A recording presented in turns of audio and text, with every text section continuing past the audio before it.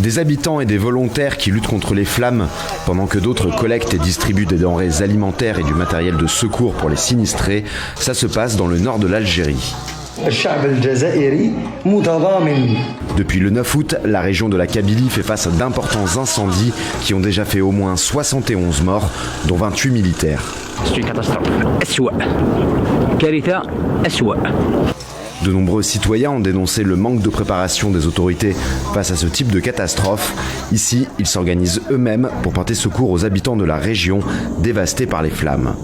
La solidarité est là vraiment, c'est-à-dire c'est exceptionnel. C'est exceptionnel, c'est du jamais vu.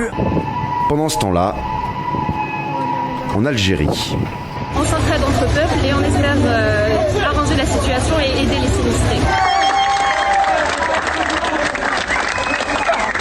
يعني كانت بزاف سرعه تضامني في غضون 4 ساعات منطقه تكون محروقه تكون عندها شعب يعاني يبعثوا لها رونفور شعب في شعب سي دي اورغانيزاسيون دو bénévolat سي دي جون سي دي étudiants سي دي acteurs سي دي influenceurs سي دي musiciens سي دي écrivains. Des appels aux dons ont été lancés sur les réseaux sociaux et des habitants ont ouvert leur logement aux familles dont les maisons ont brûlé. Après les différentes catastrophes qui ont eu lieu dans la Grande Kabylie, Béjaïa, toutes ces wilayas, donc on a eu beaucoup de gens très généreux qui ont décidé d'ouvrir par exemple leur salle des fêtes, quelques hangars. Avec notre petite communauté sur Instagram, nous avons réussi à récolter tous ces dons que vous voyez ici. On a aussi des bougies, vu qu'il manque d'électricité en Kabylie, des produits pharmaceutiques. انه كانوا كاينين زوج صوالح اللي خلونا ننجحوا.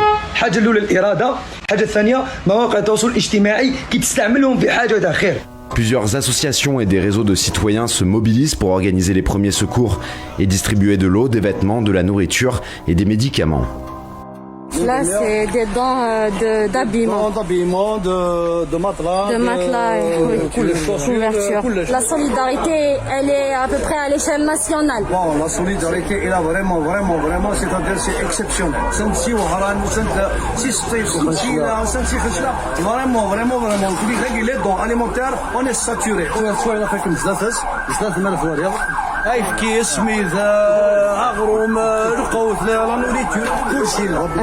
Voilà, là, comme vous pouvez voir, c'est le centre de refuge. Il y a les familles ici.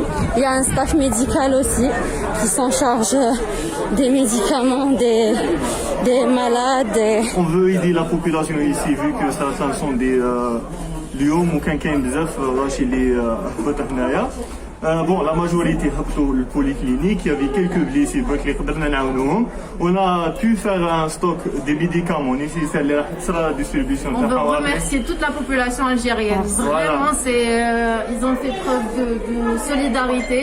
C'est très émouvant et très touchant. En fait, on manque de rien du tout. On est plus un peuple divisé et un peuple uni, et j'espère que ça continuera comme ça. Parce que c'est le plus beau geste qu'on puisse faire à l'humanité et à la nature. Cet élan de solidarité est né par pur nationalisme, je pense, par pur amour envers le pays, parce qu'on s'est vu dans une situation où personne d'autre ne pouvait nous aider à part nous-mêmes. Le gouvernement n'a pas été très présent, ils ne se sont pas vraiment déclarés par rapport à ce qui s'est passé, et ils ont laissé le peuple et les régions concernées dans le doute. Et ils ont envoyé des militaires, des personnes qui n'étaient pas équipées. Ils les ont envoyés vers des flammes où ils ont vu la mort.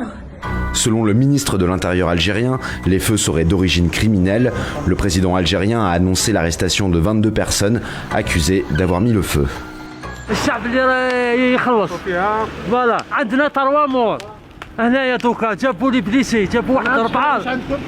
Deux Canadair français, capables d'envoyer 6000 litres d'eau à chaque passage, ont été envoyés le 12 août en renfort. L'Algérie ne possède aucun avion de ce type pour lutter contre les incendies.